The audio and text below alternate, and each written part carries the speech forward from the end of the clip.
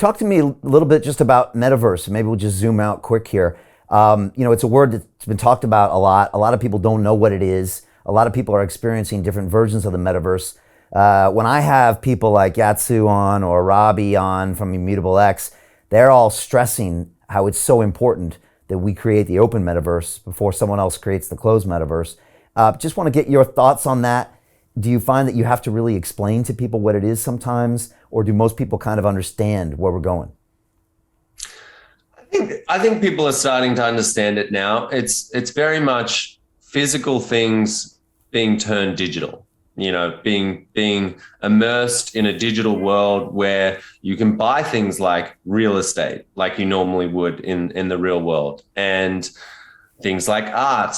We're digitizing art, and for the first time ever, digital art can be verified that it is the true one of one. And so gaming is another thing in the metaverse. There's things like Sandbox and Decentraland, where they're really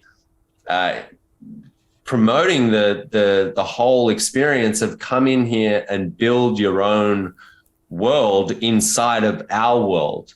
And so it's interesting. I think the one thing I'll say about the metaverse is that it's always sort of positioned as this utopian world where everyone's assets can come in and play and whatever. And that's not like that. Ready Player One vision is still very, very far away. Now, games like ours or ecosystems like ours, because we have the NFTs and it is on the blockchain, we have the ability to actually give these people the ownership of these assets. And so, yeah, it's pretty crazy what's happening in this metaverse. But I think in our world we will have interoperable assets, meaning you can bring one alluvial out of one game and maybe start playing like a racing game that we build or something like that using your character. That we have control of because it's inside our ecosystem. And even still, there's complexity there. There's difficult stuff that you need to build, and you need to balance things. It's a fine art. To say that we're going to have thousands of projects where someone can bring their Axie into Illuvium and all that, like, we're a long way off from that. Right. But it's getting there. Right. Now, I appreciate you saying that because, like you said, people talk about this future metaverse where you just bring everything in and it all transfers in here. But I guess from a tech perspective, that takes a lot of work.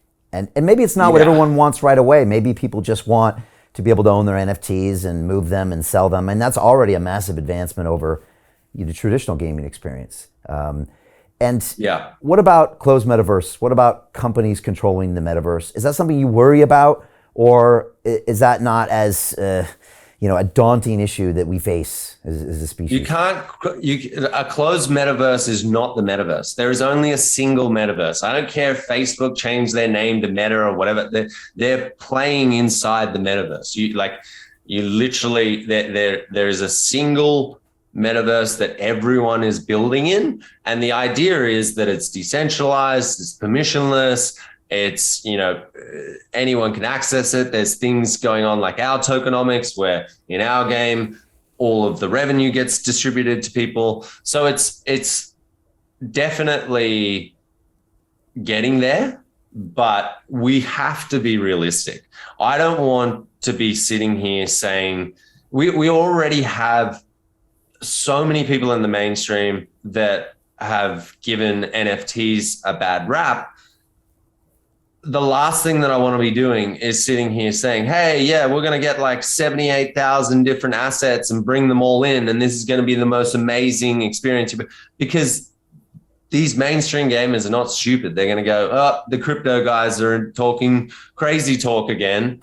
Let's leave that for another 5 years. I'd rather zone straight into you get ownership of your assets. You don't have to go to some crazy black market to sell your assets. You literally, it's a marketplace that we set up. We encourage it. That's what we want to get across. Right. So deliver that simple value prop. Focus on doing that and doing it well. That's that short-term vision of what you want to contribute. Yeah. Go ahead. Sorry. And if you think about that, right, I want that for every game, right? I people say like, are you scared of competition? Whatever. No, I'm like, yes, build more better games, because it's going to help the overall narrative to say, yeah, there is a Call of Duty equivalent. You can now sell your skins in that game. That's better. That's a better experience than COD. And then over time, if that game actually is as good or better than COD, the players are going to migrate across. Yeah. It's inevitable. You said NFTs have been given a bad name. What did you mean by that? So a lot stems from, the energy consumption of creating them, and the minting costs, and for us, we're building on Immutable, and they're carbon neutral, and so for us there isn't any effect, but there is a bad, there's just a cloud, if you look at Reddit forums and whatever, like there's just a thing about NFTs right now in the mainstream media that is not getting a good light. And it doesn't help when people are like, oh, they sold a JPEG for $1.5 million. And it's like, dive deeper. You can't be short-sighted. You got to dive deeper. Why is someone buying that thing for $1.5 million? And it's like any new technology, right? Like I seriously think we're so early here that it wouldn't bother me if we're 2, 3, 4, 5 years away from people coming across. It's just standard like look at the internet when it first came. Adoption will come.